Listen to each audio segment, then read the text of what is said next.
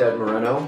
Natalie Moreno. We just finished adding an additional 600 square feet to our 633 to our existing home. We added a master bedroom, an office, and then we converted the previous master bedroom into a laundry room and a bedroom for my daughter.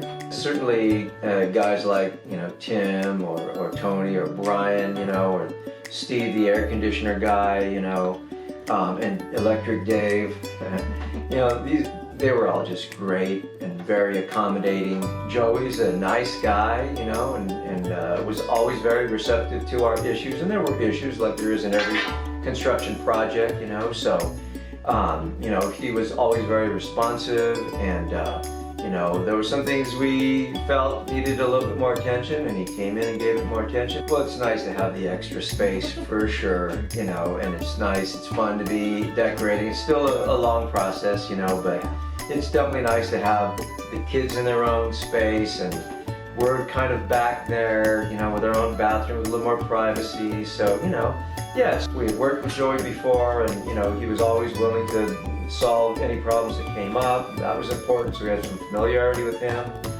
And so, it was just important to have some kind of rapport, to have trust. That was important, really, and we trusted Joey to come in and make good on his